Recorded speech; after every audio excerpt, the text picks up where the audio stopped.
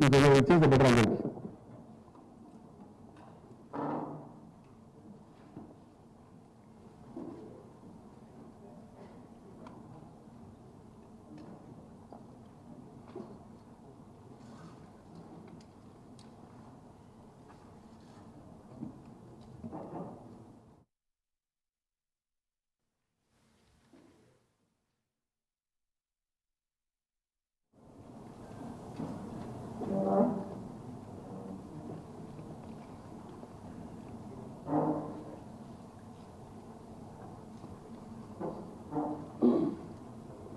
నమస్తే నమస్తే బాగున్నా.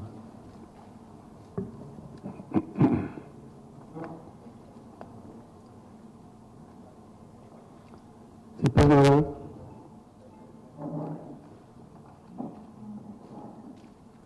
నిన్న రోజున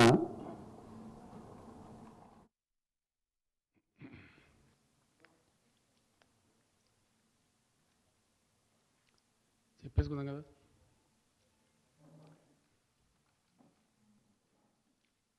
నిన్నటి రోజున కారణం ఏంటంటే ధాన్యం సేకరణ చేసేటువంటి కేంద్ర ప్రభుత్వం పంట వేయకుండా ఇతర పంటలు వేయండి. కారణం ఏమిటి అంటే ధాన్యం సేకరణ చేసేటువంటి కేంద్ర ప్రభుత్వం ధాన్యం సేకరణ మేము చెయ్యము అని కరాఖండిగా తేల్చి చెప్తున్నారు కాబట్టి నష్టపోతాము, అట్లా వద్దు అని చెప్పారు.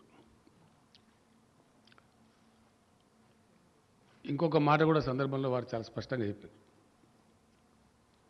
తెలంగాణ రాష్ట్రం ఏర్పడిన నాడు రైతుల ఆత్మహత్యలు, చాలా కకావికలైనటువంటి వ్యవసాయం, వలసలు,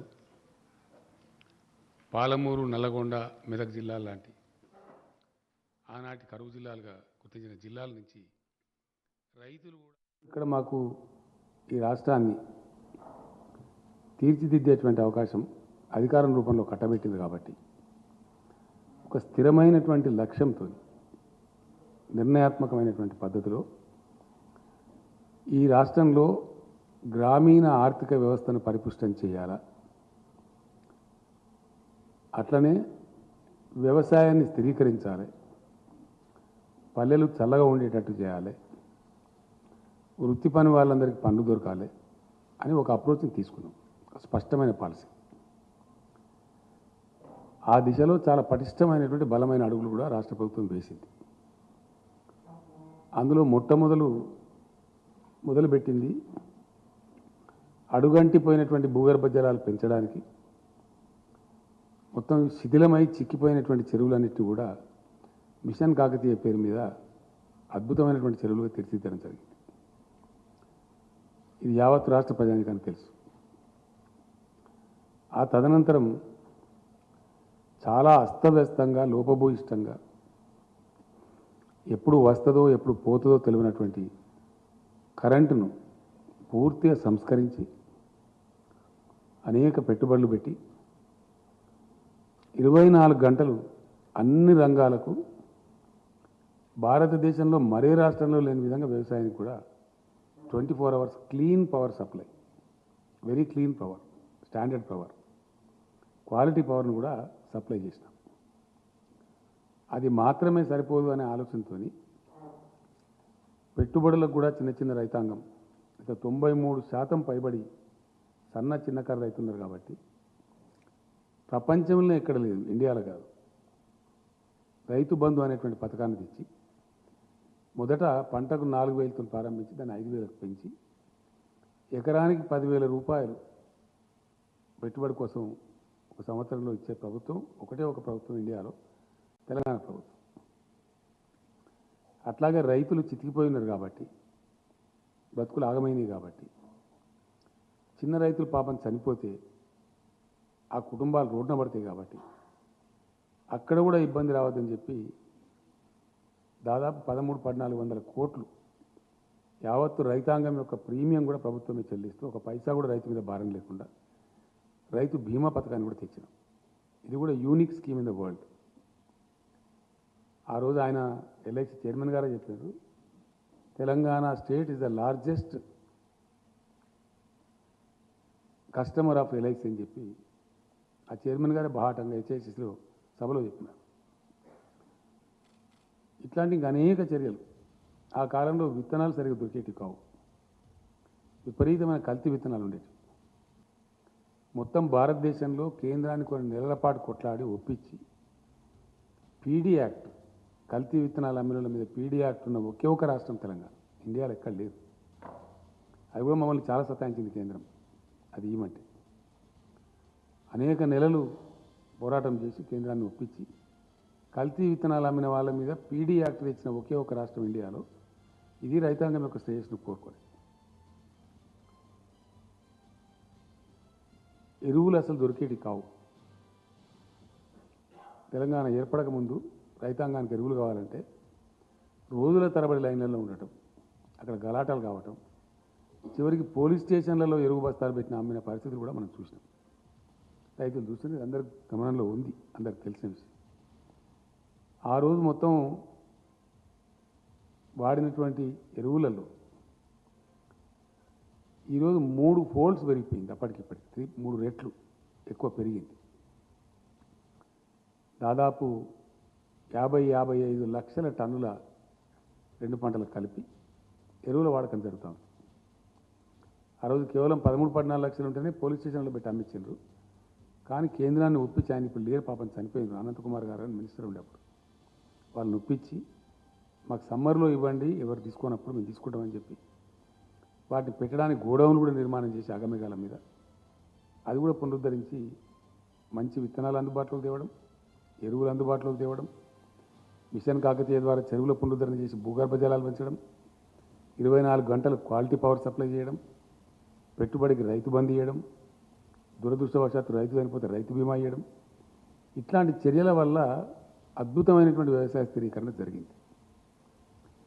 జరిగి దాని మీద ఈరోజు కరోనా లాంటి విపత్కర పరిస్థితి వస్తే 100% ధాన్యాన్ని ప్రతి గ్రామంలో దాదాపు 6,000 పైచీలకు కొనుగోలు కేంద్రాలు ఏర్పాటు చేసి రైతులు మార్కెట్కు రాకుండా, ఒక దగ్గర జమ కాకుండా నెలల తరబడి, అనేక నెలల తరబడి ధాన్యాన్ని కూడా సంపూర్ణంగా కొనుగోలు చేసిన ఒకే ఒక రాష్ట్రం ఇండియాలో తెలంగాణ. అంటే రైతులను కడుపులో పెట్టుకొని వాళ్ళని సాధాలని, వాళ్ళని ఒక లైన్లో పెట్టాలని అద్భుతమైనటువంటి కృషి చేసి లైనప్ చేసింది టీఆర్ఎస్ గవర్నమెంట్. ఇది జరిగిన చరిత్ర మీకు తెలుసు, అందరికీ తెలుసు, ప్రజలకు కూడా తెలుసు. అందరు రైతుల స్వానుభవంలో ఉన్నటువంటి మాట ఇది, వాళ్ళ సొంత అనుభవంలో ఉన్న మాట. గత 7 ఏళ్ల కింద ఎట్లా ఉండే, ఈరోజు ఎట్లా ఉన్నది ప్రతి రైతుని ఎవరినంటే చెప్తారు. ఇది జరిగింది. ఈ సందర్భంలో ఒక మాట ఇక్కడ చెప్పాల్సిన అక్కర్లేదు. భారత రాజ్యాంగ నిర్మాతలు ఆహార కొరత దేశంలో సంభవించినప్పుడు ప్రజలకు ఆహార కొరత రాకుండా చూసేటువంటి బాధ్యతను కేంద్రం మీద పెట్టారు. అందులో నుంచి పుట్టుకొచ్చిందే food corporation of India. Food corporation of ఇండియాకు దేశవ్యాప్తంగా ఆల్మోస్ట్ అన్ని, దేశంలో ఎన్ని తాలూకా సెంటర్లు ఉన్నాయో అన్ని తాలూకా సెంటర్లలో సైంటిఫిక్ గోడౌన్స్ ఉంటాయి. నెలల తరబడి, సంవత్సరాల తరబడి ధాన్యం నిల్వ చేయాల్సి వచ్చినా నిల్వ చేసేటువంటి సదుపాయం ఉండేది ఓన్లీ కేంద్ర ప్రభుత్వం దగ్గర, అది కూడా ఎఫ్సీఐ దగ్గర. తప్పిస్తే ఏ రాష్ట్రం దగ్గర కూడా ఉండదు, ఆ అవకాశమే ఉండదు. ఇండియాలో ఉండే ఏ రాష్ట్రం దగ్గర కూడా ధాన్యం నిల్వ చేసేటువంటి గోడౌన్స్ ఉండవు. ఉన్న కొద్ది రోజుల కోసమే ఉంటాయి తప్ప సైంటిఫిక్ గోడౌన్స్ ఉండవు.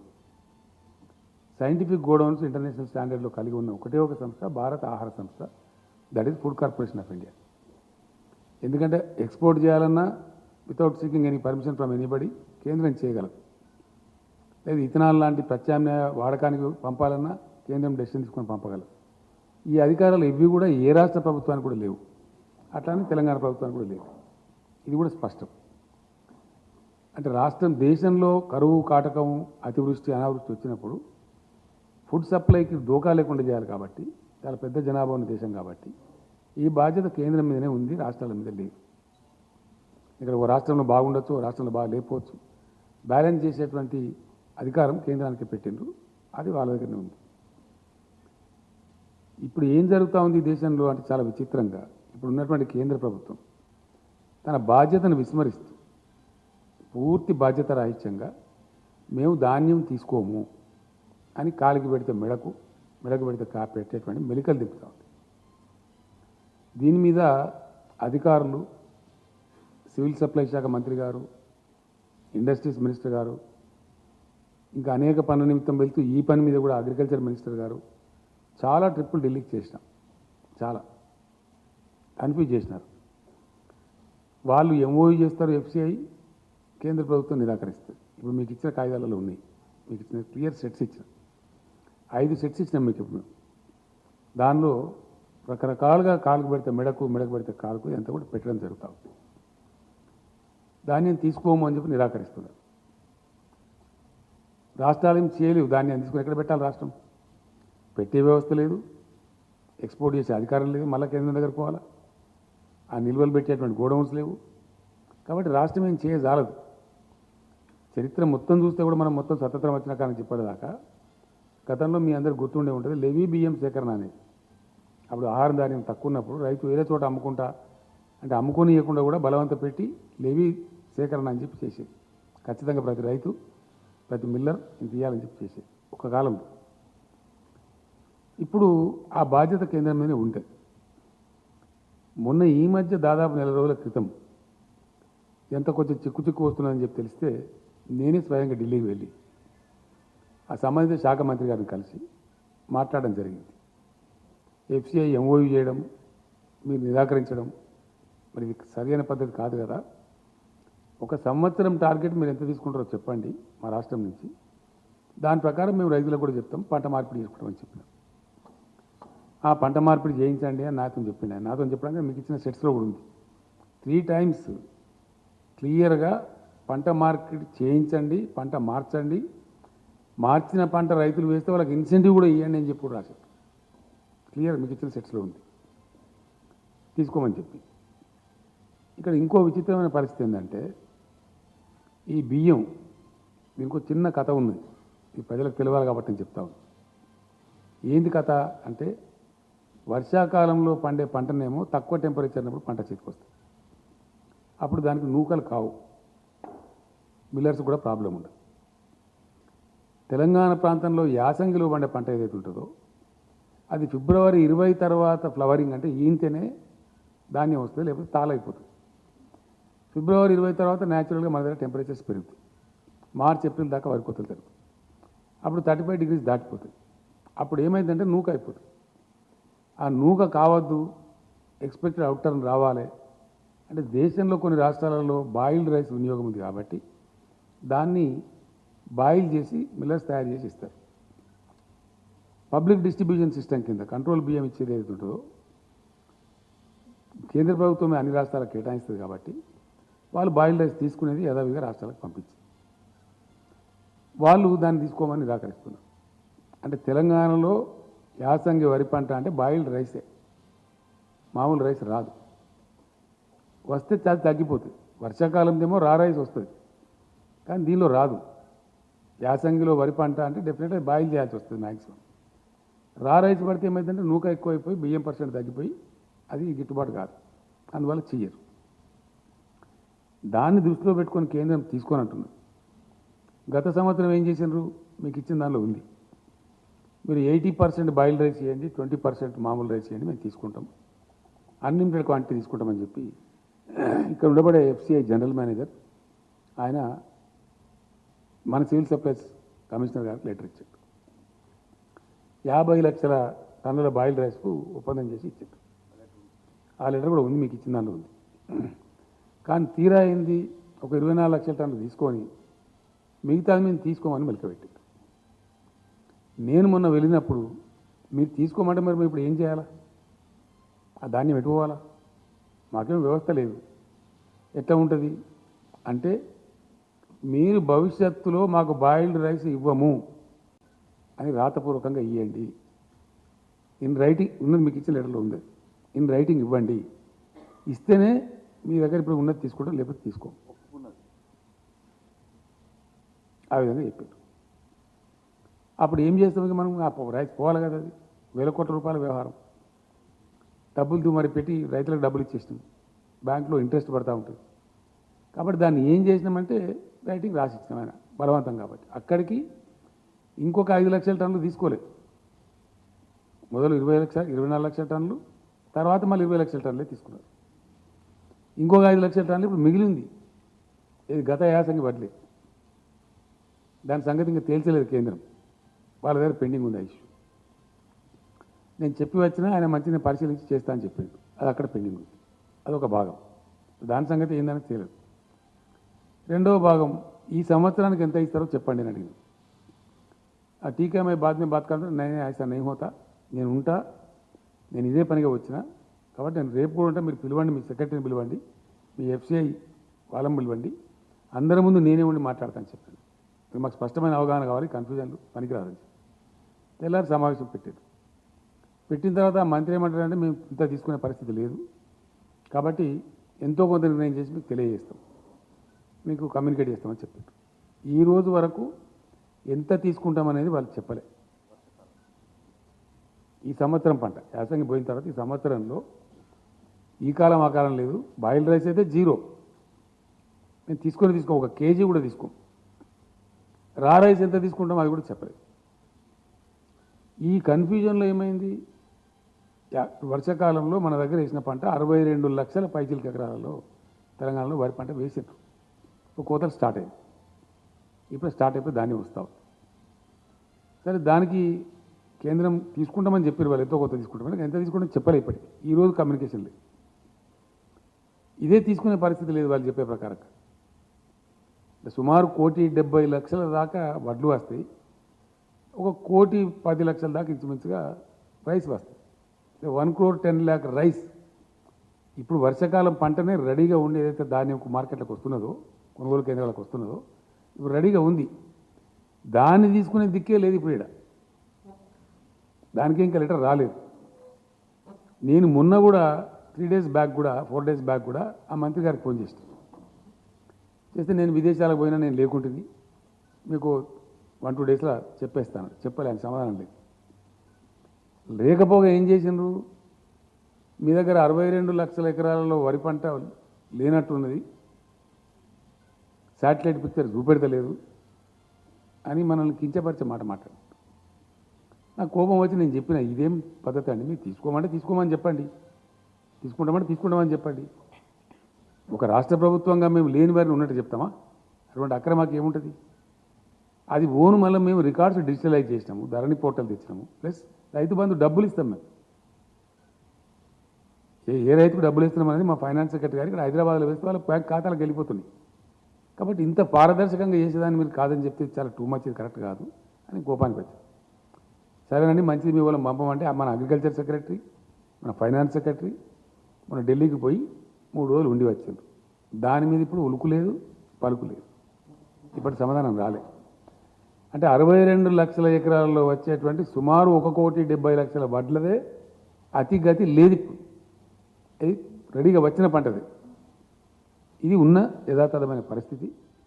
దీని మీద వాళ్ళు ఎట్లా మాటలు మార్చినరో, ఎట్లా లెటర్లు ఇచ్చినరో ఇవన్నీ కూడా మీకు నేను 5 sets ఇచ్చిన. దానిలో హైలైట్ కూడా చేసినాం మేము. ఎస్ వస్తుంది ఇప్పుడు ఆటోమేటిక్. దానికే ఇప్పుడు ఏం లేదు. ఇది ఈ విధంగా ఉంది. ఈ విధంగా ఉన్నటువంటి దాన్ని ఇదే ఒక ఇబ్బంది ఉంది, ఒక సమస్యాత్మకంగా ఉంది. ఇది ఏం తేలాలని చెప్తే మనం ఇటీవల శాసనసభ సమావేశం జరిగినప్పుడు కూడా దాంట్లో కూడా నేను స్పష్టంగా చెప్పాను రైతాంగానికి. ఇదంతా ఇప్పుడు మీకు చెప్పిన సబ్జెక్ట్ అంతా చెప్తూ నవంబర్లో మొదటి వారంలో కానీ రెండో వారంలో కానీ ప్రకటిస్తారు, ప్రభుత్వం ప్రకటిస్తుంది. యాసంగిలో ఏ పంటలు వేసుకోవడం ఉత్తమం అనే మాట చెప్తామని చెప్పారు. అక్కడి నుంచి సమాధానం లేదు ఒకటి. రెండోది బాయిల్డ్ రైస్ అయితే తీసుకోమని చెప్పాను, 2 స్పష్టంగా ఉంది. కాబట్టి వరి పంట వేస్తే ఏమవుతుంది, రైతులు నష్టపోతారు, అది అమ్ముడు పోదు. రాష్ట్ర ప్రభుత్వం కొనుగోలు చేయజాలదు, బికాస్ కేంద్రం తీసుకోదు కాబట్టి రాష్ట్ర ప్రభుత్వం తీసుకొని ఏం చేయాలా, తీసుకోజాలన్నప్పుడు ఎటువాలం అది పోదు.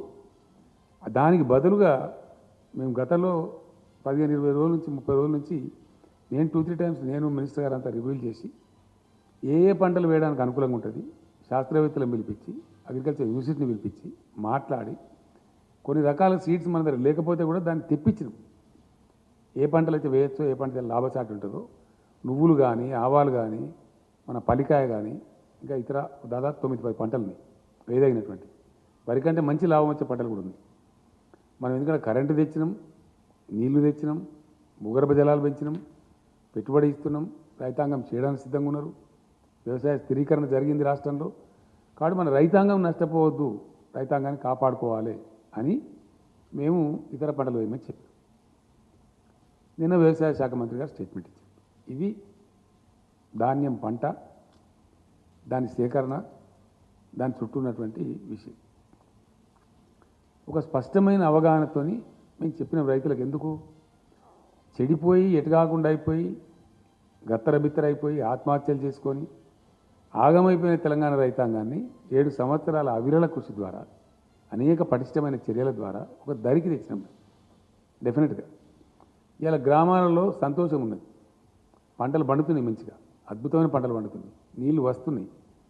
కాకతీయ కెనాల్లో దాదాపు 9 నెలల పాటు నీళ్లు పారే పరిస్థితి కళ్ళారా చూస్తూ ఉన్నాం. ఇతర అనేక ప్రాజెక్టులు పారుతున్నాయి. ఇట్లా చేసి పెండింగ్ ప్రాజెక్టు కంప్లీట్ చేసినాం, కాళేశ్వరం లాంటి పెద్ద ప్రాజెక్టులను కంప్లీట్ చేసినాం. ఇవన్నీ చేసి ఒక స్థిరీకరణ చేసి ఇప్పుడిప్పుడే స్థిరపడి నిలదొక్కుని బ్రహ్మాండంగా రైతాంగం ఒక ఆశావాద దృక్పథం అయిపోతున్నారు. బ్యాంకులలో లోన్లు తీసుకుంటలేరు, తగ్గిపోతూ ఉంది. పెట్టుబడి అందిస్తున్నాం కాబట్టి సకాలంలో టైంలు పోతుంది కాబట్టి చిన్న రైతుకి అయితే బ్యాంకు పోయి లోన్ తీసుకునే అవసరమే లేకుండా పోతూ ఉంది. ఆ రకంగా జరుగుతూ ఉంది. ఈ పరిస్థితి ఈ విధంగా ఉంటే నిన్న మంత్రి గారు స్టేట్మెంట్ ఇస్తే ఈ రాష్ట్ర బీజేపీ అధ్యక్షుడు, దేశాన్ని పరిపాలించేటువంటి బీజేపీ అధ్యక్షుడు చాలా బాధ్యతారహితంగా అసత్యమైనటువంటి విషయాన్ని, పచ్చి అబద్ధాన్ని ఆయన చెప్తున్నాడు. ఏమని చెప్తున్నాడు ఆయన? మీరు రైతులు వరి పంటనే పండించాలి, పండించండి, మెడలు వంచి మేము కొనిపిస్తాం. ఎవరు మెడలు వంచుతాడు? ఆయన మెడ వంచుకుంటాడా? కేంద్రం మెడ వంచుతాడా? ఎవరు మెడ వంచుతాడు? ఇంత దురుసుగా ఎట్లా మాట్లాడతారు నాకు అర్థం కాదు. ఏం పద్ధతిలో మాట్లాడతారు? కేంద్ర ప్రభుత్వం ఆర్డర్ ఇస్తుందా? మరి నేను కూడా ఈరోజు చెప్తున్న రైతాంగానికి ఏంటంటే, తెలంగాణలో సామెత ఉంటుందండి, మంది మాటలు పట్టుకొని మారుమానం పోతే మళ్ళొచ్చే వరకు ఇల్లు కాలిపోయింది.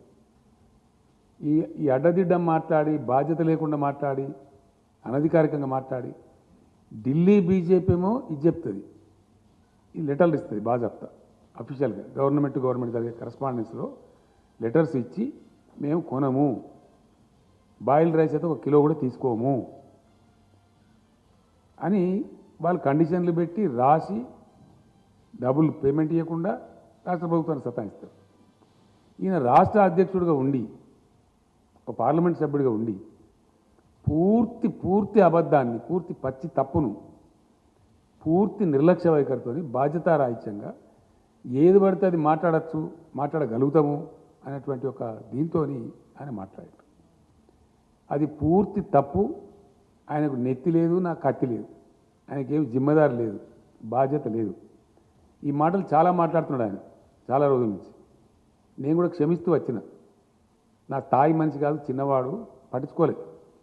నా మీద వ్యక్తిగతంగా అడదిడంగా మాట్లాడినా పట్టించుకోలేదు. ఏనుగు పోతుంటే ఎన్నికలు మరుగుతాయని చెప్పి వదిలిపెట్టాను. కానీ మరీ టూ మచ్గా బాధ ఎక్కడ కలుగుతుంది? తెలంగాణ రైతులను 7 ఏళ్ల నుంచి మేము కంటికి నిద్ర లేకుండా కాపాడి ఒక స్థాయికి తెచ్చి, వాళ్ళ అప్పులు కట్టిపించి, వాళ్ళని గడ్డకేసి, వాళ్ళు బాగుపడాలని మేము తీసుకొని పోతూ ఉంటే మొత్తం రైతాంగం యొక్క బతుకునే ఆగం చేసే విధంగా బాధ్యత లేకుండా, నీకేం కావాలి?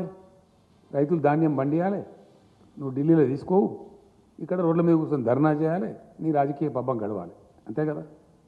నేను అనుకున్నది ఏంది? What is that we should understand. ఇక నేను మాట్లాడాల్సిన అవసరం ఏమొచ్చింది ప్రత్యేకించి? నిన్న అతను స్టేట్మెంట్ ఇచ్చి ఒక కన్ఫ్యూజన్ క్రియేట్ చేసింది కాబట్టి డెఫినెట్లీ నేను రైతాంగానికి చెప్తా ఉన్నా, ఈ సొల్లు కబుర్లు నమ్మి, ఈ పనికి మాలిన మాటలు నమ్మి వరి పంట కనుక వేస్తే దెబ్బ తింటాము. ఇక తెలంగాణలో ఉండేటువంటి వాతావరణ పరిస్థితుల వల్ల యాసంగిలో వరి పంట మనకు క్షేమదాయకం కాదు. తీసుకునేటువంటి కేంద్రం చేతులు ఎత్తేస్తూ ఉంది, మేము తీసుకోమని నిరాకరిస్తూ ఉంది. కేంద్రం మొదటి నుంచి కూడా ఆనాటి నుంచి ఈనాటిదాకా రైతు వ్యతిరేకంగా పోతూ ఉంది. రైతు ప్రయోజనాలను కార్పొరేట్లకు అప్పచెప్తా ఉంది. సంవత్సర కాలం నుంచి ఢిల్లీలో రైతులు ధర్నాలు చేస్తూ ఉన్నారు, ఉద్యమాలు చేస్తూ ఉన్నారు, రైతుల మీద కార్లు ఎక్కించి చంపుతా ఉన్నారు, రైతులను కొట్టుమని ప్రోవోక్ చేసి చెప్తా ఉన్నారు ముఖ్యమంత్రి స్థాయిలో ఉండే వ్యక్తులు. కేంద్ర మంత్రులు కార్లు ఎక్కించి చంపుతారు, ముఖ్యమంత్రులేమో దాడి చేయమని చెప్తారు. అంటే ఎంత దూరమైనా పోయి రైతులను వీళ్ళు తొక్కివేసి అణచివేసే పరిస్థితులు ఉన్నారు కాబట్టి వాళ్ళ వైఖరి స్పష్టంగా తెలుస్తున్నది కాబట్టి రేపు మనకు కూడా ఇదే పరిస్థితి సంభవిస్తుందని చెప్పి నిన్న మంత్రి గారు చాలా బాధ్యతతోని చాలా స్పష్టంగా రైతులను కాపాడుకోవాలనే ఉద్దేశంతో ఇంత దూరం తీసుకొచ్చి ఇంత మంచి పెట్టుబడి ఇచ్చి కరెంట్ ఇచ్చి మాకేమో బాధ్యత ఉంది. ఈ రాష్ట్రాన్ని తెచ్చినాం, మేము రైతాంగాన్ని ఒక దరికి తెచ్చినాం, వ్యవసాయాన్ని ఒక దరికి తెచ్చినాం. ఇలా సంతోషంతో ముఖాలు వెలుగుతున్నాయి. కాబట్టి 7 ఏళ్ళు చాలా మేము సహనంతో ఉన్నాం. వీళ్ళు అడ్డదిడ్డంగా మాట్లాడినా, పిచ్చి పిచ్చిగా మాట్లాడినా, అహంకారపూరితంగా మాట్లాడినా, చాలా దురుసుగా మాట్లాడినా, వాళ్ళ స్థాయిని మించి మాట్లాడినా క్షమించినాం, ఊరుకున్న మేము వదిలిపెట్టినాం. కానీ రైతాంగం జీవితంతోనే ఆడుకుంటాము మా చిల్లర రాజకీయాల కోసం. తెలంగాణ రైతులు ఏమైనా పర్వాలేదు, పంట పండించి వాళ్ళు మునిగినా పర్వాలేదు, కానీ మేము మాత్రం సొల్లు పురాణం మాట్లాడుతూనే ఉంటాం, అడ్డం పొడుగు మాట్లాడుతూనే ఉంటాం అనే పద్ధతిలో మాట్లాడింది. కాబట్టి నేను ఇలా రియాక్ట్ అయ్యి ఇది చెప్పాల్సి వస్తున్నది. రైతాంగాన్ని హెచ్చరించుకోవాలి, రైతాంగాన్ని కాపాడాలి కాబట్టి చెప్తా ఉన్నాను. డెఫినెట్లీ 100% వీళ్ళు చెప్పేది తప్పు. మొత్తం ఇంకొక విషయం కూడా ఇక్కడ స్పష్టంగా చెప్పాల్సిన అవసరం ఉంది. ఇది వ్యవసాయానికి సంబంధించి. ఎస్, డెఫినెట్గా నేను రైతులకు మనవి చేస్తూ ఉన్నా. 7 ఏళ్ళు మిమ్మల్ని కాపాడింది ఎవరో మీకు తెలుసు, మీకు మంచి కరెంట్ ఇచ్చేది ఎవరో మీకు తెలుసు, ఎరువులు సప్లై ఎట్లా జరుగుతుందో మీకు తెలుసు, మీకు ఇలా ధాన్యం అక్కరపడ్డప్పుడు ఎట్లా కొనుగోలు చేసినామో మీకు తెలుసు. మీరు నష్టపోవద్దని, మీకు ఇబ్బంది కావద్దని, మీరు మునిగిపోవద్దని, అనవసరంగా కేంద్రం కొన్నటువంటి ధాన్యాన్ని పండించి దెబ్బతినవద్దని, మళ్ళా తెలంగాణ రైతులకు దుస్థితి రావద్దని మేము ఈ మాట చెప్పినాం. నిన్న మంత్రి గారు చెప్పిన మాట ఎందుకు చెప్పిండు ఆయన? అక్కడి నుంచి జవాబు లేదు. వర్షాకాలం పంటకే తీసుకురా తెలియదు. అయినా మేము కొనుగోలు కేంద్రాలు ప్రారంభించినాం. ఎట్లనే చేసి ఫైట్ చేద్దాం, కాదంటే ఇంకేదైనా చేద్దాం, కానీ రైతులు మాత్రం నష్టపోనియద్దు. ఈ వర్షాకాలంలో వండిన పంట కొననైతే కొందాం, తర్వాత చూద్దామని చెప్పి ధైర్యం చేసి మేము కొనుగోలు కేంద్రాలు స్టార్ట్ చేస్తాం. కొనుగోలు కేంద్రాలు పెట్టాలని ధర్నా చేస్తారు వీళ్ళే, ఎక్కువ పెట్టాలని చెప్పి. ఢిల్లీలో ధాన్యం కొనరు వీళ్ళే. మళ్ళీ ఇప్పుడు యాసంగిలో పంట ఏమని చెప్పి బాధ్యతారహితంగా చెప్తారు వీళ్ళే. అంటే ఏంది ఇది? దీన్ని ఎట్లా అర్థం చేసుకోవాలా? ఇది బాధ్యత కలిగిన ముచ్చటేనా మాట్లాడే? ప్రతి విషయంలో కూడా ఇదే మోసం, ప్రతి మాటలో కూడా ఇదే ఒక అహంకారంతో కూడుకుని ముచ్చట. చాలా చూసినాం ఇట్లా. పెట్రోల్ డీజిల్ ధరలున్నాయండి. పెట్రోల్ డీజిల్ ధరలు అద్భుతమైనటువంటి పద్ధతిలో అబద్ధం చెప్పింది కేంద్ర ప్రభుత్వం. ఎస్, 14లో వీళ్ళు అధికారానికి వచ్చిన నాడు క్రూడ్ ఆయిల్ ధర ఇంటర్నేషనల్ మార్కెట్లో $105.52 ఉంది, US డాలర్స్, $105 $0.52. ఇవాళ క్రూడ్ ఆయిల్ ధర $83 ఉంది. బీజేపీ అధికారంలోకి వచ్చిన 2014 నుంచి నేటి వరకు ఏ ఒక్క సంవత్సరం కూడా 105ని మించి పోలే. $105 దాటలే ధర. మనందరికీ తెలిసి మనం వార్తలు చూసినాం. ఆయిల్ ప్రైజెస్ క్రాష్ అయిపోయి $30 పోయింది ఒకసారి, అయితే $30 పోయింది. బ్రెజిల్ దేశం దెబ్బతిన్నది, రష్యా ఎకానమీ దెబ్బతిన్నది, అవన్నీ కూడా మనం చూసినాం. అయినా వీళ్ళు అంతర్జాతీయ విపణిలో పెరిగింది అని అబద్ధం చెప్పి మోసం చేసి 2 మోసాలు చేశారు కేంద్ర ప్రభుత్వం. ఒకటి, పెరగని అంతర్జాతీయ ధరలు పెరిగినాయి అని అబద్ధం చెప్పిన ప్రజలకు, దేశానికి. నెంబర్ 1. నెంబర్ 2, పెంచే పద్ధతి వాస్తవానికి ఏంటంటే సుంకం పెంచాలి, అది పెంచకుండా దాన్ని సెస్ రూపంలో కన్వర్ట్ చేశారు రాష్ట్రాల వాటా ఎగ్గొట్టడానికి. ట్యాక్స్ రూపంలో కలెక్ట్ చేస్తే, ట్యాక్స్ పెంచి చేస్తేనేమో ఆటోమేటిక్గా డివైజ్ పూల్లోకి పోతుంది. రాష్ట్రాలకు 41% వాటా ఇవ్వాలి. రాష్ట్రాల వాటా ఎగ్గొడుతూ, రాష్ట్రాల నోరు కొడుతూ దాని పేరు సెస్ కింద మార్చి సెస్ వసూలు మొదలుపెట్టారు. లక్షల కోట్ల రూపాయలు, అనేక లక్షల కోట్ల రూపాయలు. ఇలా ఏపీ చీఫ్ మినిస్టర్ గారు అయితే పేపర్లో ఒక అడ్వర్టైజ్మెంట్ ఇచ్చిండ్రు. చేసి ఏం చేసిండ్రు? భయంకరంగా పెంచేసిండ్రు. ఆ రోజు $77 పెట్రోల్ ధర ఉంటే $114.49 చేసిండ్రు. $77 నుంచి $114 చేసింది పెట్రోల్ ధర. డీజిల్ ధర $68 ఉంటే $107 చేసింది. రూపాయలు 40 పైసలు చేసి ఈ పెరుగుదల మీద వచ్చిన మొత్తం డబ్బు రాష్ట్రాల నోరుగొట్టి వాళ్ళే తీసేసుకున్నారు. సెస్ రూపంలో మార్చేసి ట్యాక్స్ రూపంలో పెట్టకుండా ఇటు రైతులకు ప్రజలకు మోసం, ప్రజల మీద భారం వేయడం, అబద్ధాలు చెప్పి వేయడం, అంతర్జాతీయ మార్కెట్లో పెరగకపోయినా కానీ పెరిగిందని చెప్పడం, పచ్చి తప్పు, పచ్చి మోసం, ప్రజలను మోసగించడం. రెండవది రాష్ట్రాల వాటా ఎగ్గొట్టడం సెస్ రూపంలోకి మార్చి ఈ 2 పనులు చేసి పెంచి ఇప్పుడు ఏం జరిగింది? మొన్న జరిగిన ఉప ఎన్నికలలో ప్రజలు తీవ్రంగా రియాక్ట్ అయ్యారు, కొట్టిరు. ఇప్పుడు 4 రాష్ట్రాల ఎన్నికల్ని అక్కడి కోసం కంటి తుడుపు చర్య కింద ఐవాష్ కింద ఒక ₹5 పెట్రోల్ మీద, డీజిల్ మీద ఎంత ₹10 తగ్గించి ఇదేదో మేము ఘనకార్యం చేసినాం. పెంచింది కొండంతా, తగ్గించింది పిసరంత. కొండంత పెంచి పిసరంత తగ్గించి ఇంకా ఈ గొప్పతనానికి మేము చేసిన గొప్పతనానికి, మేము చేసిన మోసానికి మీరు రాష్ట్రాలు కూడా తగ్గించండి. మేము ధర్నాలు చేస్తాం. ఎవరు ధర్నా చేయాలా? ధర్నా మీరు చేయన్నా, మేము చేయన్నా? నేను ఇప్పుడు డిమాండ్ చేస్తా ఉన్న కేంద్ర ప్రభుత్వాన్ని, ఈ రాష్ట్ర బీజేపీ, సెస్ విత్డ్రా చేసుకోండి మొత్తం. కమాన్ విత్ ద సెస్. ₹105 దాటనే లేదు. ప్రజల మీద భారం వేయద్దంటే, మీకు ప్రజల మీద ప్రేమ ఉంటే డెఫినెట్గా మీరు ₹77 పెట్రోల్ ఇచ్చేయాలి. 2014 రేట్కి ఇవ్వచ్చు. పెరగలే, మీరు పెంచారు. ప్రజల మీద మీరు భారం వేసారు. సైమల్టేనియస్లీ రాష్ట్రం ఒక పైసా పెంచలే. ఆనాడు ఎంత ఉందో మేము అధికారంలోకి వచ్చినాడు వ్యాట్ మేము పెంచగలిగే ఒక వ్యాటే. వ్యాట్లో మేము ఒక నయా పైసా, రూపాయి కాదు నయా పైసా కూడా పెంచలేదు. పక్కనున్న ఏపీ అన్న కనీసం వాళ్ళు రోడ్డు సెస్ అని చెప్పి ₹1 తీసుకుంటారు, కానీ మేము రూపాయి కాదు పైసా కూడా. ఒకటి మీరు పెంచిండ్రు, 2 మేము రాష్ట్రం పెంచలే. ఇలా మమ్మల్ని తగ్గించి మనం ఎట్లా మాట్లాడతావు? నువ్వు ఏ నైతికతతో మాట్లాడతావు? అంటే అడ్డం పొడుగు ఇష్టం వచ్చినట్టు, నోటికి వచ్చినట్టు ఏదైనా సరే మాట్లాడచ్చు అని చెప్పి ఒక అహంకారంతో మాట్లాడతావు. మితిమీరి, అతిమీరి, అడ్డదిడ్డంగా మాట్లాడుతూ ఉన్నారు. నేను ఇక్కడ ఒకటే మాట మనం చేసేది ఏంటంటే, నన్ను వ్యక్తిగతంగా నిందించినా నేను పడ్డా. ఇదే రాష్ట్ర బీజేపీ అధ్యక్షుడు చాలా చిల్లరగా, చాలా నీచంగా, చాలా దారుణంగా కేసీఆర్ని జైలుకు పంపిస్తాం, మా వ్యూహం మాకుంది, మా జాతీయ అధ్యక్షుడు చెప్పిండు నాకు అని బహిరంగ ప్రకటనలు చేసిండు. అయినా మేము కేర్ చేయలే. ఏనుగోంగా ఎన్ని కుక్కలు మరుగుతాయి అనుకుని నన్ను జైలుకు పంపిస్తావాను? బలుపా, అహంకారమా? ఏం కన్ను నెత్తుకొచ్చినాయా? ఎవరితో మాట్లాడుతున్నావు నువ్వు? ఇంత అహంకారం ఏంది నాకు అర్థం కాదు. తప్పులు చేసేది మీరు, ప్రజల మీద భారం వేసేది మీరు, రైతులను మోసం చేసేది మీరు, రైతులు పండించే ధాన్యాన్ని కొనంది మీరు. మీ అసమర్థతను, మీ తెలివి తక్కువతనాన్ని, మీకు పరిపాలించలేని శక్తి లేనితనాన్ని ఇలా రాష్ట్రాల మీద రుద్ది రాష్ట్రాల ముఖ్యమంత్రులను జైలు పంపుతావాను? ముడతావా కేసీఆర్? ముట్టు చూడు బిడ్డ, టచ్ చేసి చూడు కేసీఆర్ను జైలుకు పంపి నువ్వు ఇక్కడ బతికి బట్టగాడి తిరుగుతా అనుకుంటున్నావా? ఏమి మేము చేతులు ముట్టుకోకూర్చున్నాం అనుకుంటున్నావా? ఇష్టం వచ్చినట్టు మాట్లాడచ్చునా? ఇష్టం వచ్చిన ప్రచారాలు చేయొచ్చునా? సోషల్ మీడియాలో ప్రచారం, బయట ప్రచారం, అన్ని అబద్ధాలు. అన్నిటికన్నీ మేము డబ్బులు ఇస్తే మేము డైవర్ట్ చేసినట్టు మాట్లాడడం. ఇచ్చిన డబ్బులు మిమ్మల్ని జాదే తెలంగాణ ఇయ్యాల. అది నేను చెప్తలేను, రిజర్వ్ బ్యాంక్ ఆఫ్ ఇండియా చెప్పింది.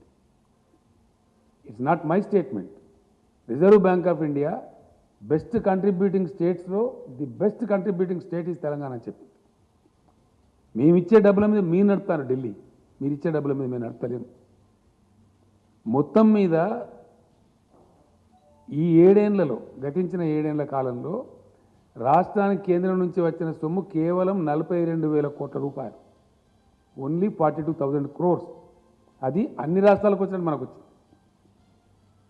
మెయిన్గా దానిలో 2-3 స్కీమ్లే ఉంటాయి. ఒకటి నరేగా, రెండవది NRHM, national rural health machine, మూడవది సర్వశిక్ష అభియాన్ అని ఎడ్యుకేషన్. ఇంతకు మించి రావు డబ్బులు. ఒక్కరోజు కూడా ₹1 ఇవ్వలేదు. స్టేట్ రీఆర్గనైజేషన్ చట్టం ఏదైతే ఉందో ఆ చట్టం ప్రకారంగా 450 కోట్లు మనకు రావాలి BRGF funds, backward region development funds ఎగ్గొట్టిండ్రు. అవి తీసుకొని రారు, వీళ్ళు మాట్లాడరు, దాని గురించి మాట్లాడరు. మంత్రుల మీద, ముఖ్యమంత్రి మీద పెద్దంతరం చిన్నంతరం లేకుండా కన్ను నెత్తికెక్కి ఎంత పడితే అంత మాట్లాడి, మేము ఎందుకంటే రాష్ట్రం కొత్తగా తెచ్చుకున్నాం, ఎందుకు మనకు పెద్ద కేంద్రంతో అంత పెద్ద అప్ఫ్రంట్ కన్ఫ్రంటేషన్ ఎందుకు, ఒక పద్ధతిగా రాష్ట్రాన్ని సెటిల్ చేసుకుందామని మేము ఓపిక వహించి సంయమనం వహించి కేంద్రం సహకరించకుండా 5 సంవత్సరాలు హైకోర్టు విభజన చేయలే. ఎందుకు చేయలేదు నేను అడుగుతా ఉన్నా, ఏం కారణం చేసి చేయలేదు? మీది అసమర్థ ప్రభుత్వం కాదా? Why did not you separate the high court for 5 long years? What was the intention behind it? రాష్ట్రం వస్తుంది, రాష్ట్రానికి నీళ్ళ వాటర్ రావాలి. మేము అడిగినాం, కేంద్ర ప్రభుత్వాన్ని అడిగే అధికారం మాకు ఉంది కాబట్టి అడిగినాం, సెక్షన్ 3 కింద ట్రిబ్యునల్కి రిఫర్ చేయండి, మాకు వాటా తేల్చాలని చెప్తే ఈరోజు తెలుసరు. ఏం కారణం? మీ అసమర్థతనా, మీ అవివేకమా, మీ తెలివి తక్కువతనమా, మీ చేతగాంతనమా? అది చేత కాదు మీకు, అది మాట్లాడేది లేదు. బీఆర్జీఎఫ్ ఫండ్స్ 450 కోట్లు రావాలి, దాని గురించి మాట్లాడేది లేదు. చట్టం ఉంది, నవోదయ పాఠశాలల చట్టం ఉంది. ఇప్పటికీ 50 దరఖాస్తులు ఇచ్చిన ప్రధానమంత్రికి, 50. కొత్త జిల్లాకు ఒక నవోదయ పాఠశాల పెట్టి తీరవాలే కేంద్ర ప్రభుత్వం అని చట్టం ఉంది. ఇది యాక్ట్ ఉందండి, మీరు యాక్ట్ కింద మాకు ఇవ్వాలి ధర్మం అని చెప్పి కొత్త జిల్లాలకు నవోదయ పాఠశాల ఇవ్వమంటే ఒక్కటి కూడా ఇవ్వలే. నో. 157 కళాశాలలు, మెడికల్ కళాశాలలు మంజూరు చేస్తే తెలంగాణకు ఒకటి ఇవ్వలే, నాట్ ఈవెన్ 1. ఏడవన్నారు ఈ బీజేపీ నాయకులు? ఇక్కడ నుంచి ఉన్న కేంద్ర మంత్రి ఎక్కడ వండుకున్నాడు? ఇక్కడ నుంచి ఉన్న ఎంపీలు ఎక్కడ వండుకున్నారు? What is your answer? First దీనికి సమాధానం చెప్పు. ఇప్పుడు మేము పెడతాం ధర్నాలుగా. ఎస్, ఉత్తర భారతంలో రైతులు ఎవరైతే కొట్లాడుతున్నారో వాళ్ళకి అండగా నిలుస్తాం. రైతు వ్యతిరేక చట్టాలు మొత్తం విత్డ్రా చేసుకోవాలి, ధర్నా చేస్తాం. డెఫినెట్గా సీరియస్గా కొట్లాడతాం. పెట్రోల్ మీద పెంచినటువంటి సెస్సులు, పెట్రోల్ డీజిల్ మీద వెంటనే విరమించుకోవాలి. మిమ్మల్ని పండనీయం, నిల్వనీయం. తెలంగాణలో పండించే వరి ధాన్యాన్ని పూర్తిగా కొనుగోలు చేయాలి. దమ్ముంటే ఈ రాష్ట్ర అధ్యక్షుడు నోటి మాటలు, సొల్లు పురాణాలు మాట్లాడడం కాదు, పోయి తీసుకొని రా ఆర్డర్ను, నేను నిలబడేపిస్తా వరిధాన్యం. 70-80 లక్షలలో ఇప్పుడు వరిధాన్యం వేసే అవకాశం ఉంది తెలంగాణకు. అద్భుతమైన ఉత్పత్తి వస్తూ ఉంది. రైస్ మిల్లర్లు కూడా వాళ్ళ కెపాసిటీ పెంచుకున్నారు. తీసుకురా నువ్వు ఆర్డర్. నువ్వు కేంద్రం వడ్డు తీసుకుంటా అంటే కేసీఆర్ వద్దంటుండా? ఏం చెప్తున్నావు నువ్వు? ఎంత బాధ్యత రహితంగా మాట్లాడుతున్నావు? నువ్వు మాట్లాడవచ్చునా? అట్లా మాట్లాడి తిరుగుతా అనుకుంటున్నావు తెలంగాణలో? కేసీఆర్ బతుకుండగానే తెలంగాణ రైతులు నాగం చేస్తావా నీ సొల్లు పురాణంతో? చేయగలుగుతావా? దా, నువ్వు కొంటాను నిన్న మాట్లాడినావు కదా, మెడలు వంచుతాను. నీ మెడలు నేను వంచాను, మరి నీ మెడలు వంచులుగా ఇరుస్తాం. దమన ఒక రైతులు ధాన్యం తీసుకోకపోతే తెస్తావా ఆర్డర్? నీ పార్టీ అధికారం ఉంది కదా ఢిల్లీలో, తీసుకొని రా, వారం లోపల తీసుకురా. అడ్డం పొడుగు మాట్లాడడం కాదు కదా, నీకు దమ్ముంటే. నిన్న రాత్రి కూడా మాట్లాడాను నేను. ఒకవైపునేమో పంటల మార్పిడి చేయించండి, వరిధాన్యం వేయించకండి అని రాతపూర్వకం ఇస్తారు, మీకు ఇచ్చిన సెట్లలో ఉంది, దయచేసి మీరు చూడండి అది. ఆన్ ద అదర్ హ్యాండ్ వరిధాన్యం వేయమంటావు నువ్వు అంటావు. ఢిల్లీ బీజేపీ వరిధాన్యం వేయొద్దంటది, ఇక్కడ సిల్లీ బీజేపీ వరిధాన్యం వేయాలంట. ఏది కరెక్టు? ఢిల్లీ బీజేపీ కరెక్టా, ఇక్కడ సిల్లీ బీజేపీ కరెక్టా? What is right? నేను మాట్లాడినా వ్యవసాయ శాఖ మంత్రి గారు, నేను కూర్చొని ఇది ఏం స్టేట్మెంట్ నాకు అర్థం కాదు, ఈ దరిద్రుడు ఇట్లా ఇచ్చిండు, నీకైనా బాధ్యత ఉందా, బరువు ఉందా, అసలు ఏం నాకు అర్థం కాదు, తమాషా అని చెప్పి అడిగితే మాట్లాడితే నేను కేంద్ర మంత్రిని అడిగినాను నిన్న, ఏమంటే మరి నువ్వు నాకు స్వయంగా ఇట్లా చెప్పినావు, మార్చమని చెప్పినావు, నాతో రాయించుకున్నావు, బాయిల్డ్ రైస్ 1 కిలో కూడా ఇయ్యమని చెప్పి ఇంకో 5 లక్షలు నిజంగా పెండింగ్ పెట్టుకున్నావు, ఈ సంవత్సరం టార్గెట్ ఇవ్వమంటే ఇస్తలేవు, ఇంకా తెలుస్తలేదు. మరి మీ అధ్యక్షుడు వరి మాత్రమే పండించండి, ఎట్లా కొనరో చూస్తాం, ఎవరు కొంటారు, నువ్వా నేను కొనేదని అడిగిన నేను ఐసా కైసా బోల్తే బోలే, ఇలా పేపర్లలో వస్తే తెప్పించుకొని చూడమని చెప్పింది. ఎలక్ట్రానిక్ మీడియాలో ఆల్రెడీ వచ్చింది. నువ్వు తెప్పించుకొని చూడు, పేపర్లు తెప్పించుకొని ఇలా మీ ఇంటెలిజెన్స్ ద్వారా తెప్పించుకోండి ఏం మాట్లాడిండో అని అడిగినాం. నేనేమంటున్నా అంటే నువ్వు తీసుకురా, ఆర్డర్ తీసుకురా, కేంద్రం కొంటాను నేను వద్దంటున్నా. యాసంగిలో వరి పెట్టుకునే అవకాశం డిసెంబర్ ఎండింగ్ దాకా ఉంటుంది. నేను తెలంగాణ రైతాంగానికి ఒకటే మనవి చేస్తా ఉన్నా, డిసెంబర్ చివరి దాకా కూడా మనం వరి ధాన్యం పెట్టుకోవచ్చు. ఈ సిల్లీ బీజేపీ, దొంగ బీజేపీ ఆర్డర్ ఇస్తుందా? ఈ ఆర్డర్ తీసుకురా. 1.5 కోటి టన్నులు తీసుకుంటాం బాయిల్ రైస్ అని చెప్పి తీసుకురా. మొత్తం నేనే సీడ్ సప్లై చేయించి బ్రహ్మాండంగా నేనే పంట వేపిస్తాను నిలబడి. అన్ని జిల్లాల మంత్రులు ఎమ్మెల్యేలు నిలబడి బ్రహ్మాండంగా పొలాలు చేపిస్తాం. కావాల్సినంత పట్టేది వాటర్ మీద ఫుల్ పవర్ సప్లై చేస్తున్నాం, పెట్టుబడి ఇస్తున్నాం రైతాంగానికి. మేమే వేయిస్తాం మరి పంట, తీసుకురాను అంటే ఏమన్నట్టు ఇది? బాధ్యతారహితంగా ఇష్టం వచ్చినట్టు సొల్లు పురాణం మాట్లాడుకుంటా, అబద్ధాలు ప్రచారం చేసుకుంటా మేము ఇట్లా తిరుగుతామంటే ఇప్పటిదాకా వెళ్ళింది. But now you will face. వర్షాకాలం ధాన్యం తీసుకునేదాకా నిద్ర పోనీయం, యాసంగి పక్కకు పెట్టు. కేంద్ర ప్రభుత్వాన్ని నిద్ర పోనీయం, ఇక్కడ వీళ్ళని కూడా తిరగనీయం బజార్ మీద. మేం చేస్తాం ధర్నా. మీ ధర్నా సంగతి ఏందో మెడలు ఎవరి వంచాను, నీ వంచాను, నా వంచాను, ఎవరి వంచాను, ఏ ప్రభుత్వాన్ని వంచాను ప్రజల ముందు పెడతాం బజార్లో. చాలా ఇష్యూలున్నాయి, ఇంకా చాలా అనేకమైన ఇష్యూల్ని. ఇన్ని రోజుల ఎందుకంటే మేము ఒక మర్యాదగా పద్ధతిగా కొత్త రాష్ట్రం కాబట్టి దీన్ని సెటిల్ చేసుకుందాం అని చెప్పినాం. అన్ని ఉల్టా పల్టా మాట్లాడతారు, ప్రతి విషయానికి ఉల్టా పల్టా మాట్లాడతారు, ప్రతి విషయానికి అబద్ధాలు చెప్పడం. మీకు చేత కాదు, మీరేం చేయలే. మేము కమిట్మెంట్ ఉన్నాం, మీ రాష్ట్రం తెచ్చిన వాళ్ళు. ఎస్, మేము దళిత బంధు పథకం తెచ్చినాం. 100కు 100% దాన్ని అమలు చేస్తాం. మాకు చిత్తశుద్ధి ఉంది. It's our agenda. స్పష్టంగా చెప్పిన ఉప ఎన్నిక రాగానే దొంగ మాటలు మాట్లాడడం, అబద్ధాలు చెప్పడం, సోషల్ మీడియాలో ఇష్టం వచ్చినట్టు అవాకులు చవాకులు పెరగడం, ఇష్టం వచ్చిన పద్ధతులు ఎవరం పడితే వాళ్ళను ఏది పడితే అది మాట్లాడడం, ప్రజలను తప్పుదారి పట్టేయడం. ఇన్ని రోజులు మీ ఆటలు చెన్నై బిడ్డ. మీ నోటికొచ్చినట్టు కూర్చున్నారు కారుకూతలు. దళితుల కోసం, గిరిజనుల కోసం పెట్టినటువంటి ఆట్రాసిటీ చట్టాన్ని పట్టుకొని ఒక విధవ లొటపీస్ చట్టం ఉంటాడు. ఎవరు లొటపీస్? చట్టాలు గౌరవం లేదు, కోర్టు గౌరవం లేదు, దళిత గిరిజన ప్రజలంటే భయం లేదు మీకు. ఏం తమాషా చేస్తున్నారా ఈ రాష్ట్రంలో? ఏమో మీ అరాచకమా? ఏం చేసింది మీరు? ఏ వర్గం ప్రజలు చేసినారు? మీ 7 ఏళ్ల పరిపాలన ఈ దేశానికి ఒరగబెట్టింది ఏంటి? ఒక్క మంచి పని ఉందా మీ కేంద్రం చేసిన, ప్రభుత్వం చేసిన మంచి పని? ఒక్కటి మీరు దళితులకు చేసిండ్రా, గిరిజనులకు చేసిండ్రా, బీసీలకు చేసిండ్రా, రైతులకు చేసిండ్రా, నిరుద్యోగ యువకులకు చేసిండ్రా? ఒక్క మాట మీద నిలబడ్డరా? 15 లక్షలు ఇస్తామని ఇచ్చిండ్రా? 2 కోట్ల ఉద్యోగాలు ఇస్తామని ఇచ్చిండ్రా? Yes, I'm questioning. As a party president, as a chief minister I'm questioning. ఏ మాట మీద నిలబడ్డారు మీరు? సందర్భం వచ్చినప్పుడల్లా భావోద్వేగాలు రెచ్చగొట్టడం. అయితే అంతర్జాతీయ సరిహద్దు భావోద్వేగాలు రెచ్చగొట్టాలి, లేకపోతే మతపరమైన భావోద్వేగాలు రెచ్చగొట్టాలి, ఓట్లు దండుకోవాలి. ఇదా రాజకీయం? ప్రజలతో చెలగాటమాడే పద్ధతి ఇదా? ఇలా మొత్తం నాశనం పట్టిన దేశాన్ని, దేశ జీడిపి మంట కలిసిపోయింది, ఫుడ్ సెక్యూరిటీ నాశనం అయిపోయింది. నేపాల్ కన్నా, బంగ్లాదేశ్ కన్నా, పాకిస్తాన్ కన్నా తక్కువ ఉంటుందా ఇండియా జీడిపి? ఎవరి ఘనకార్యం ఇది? ఎవరి తప్పిది?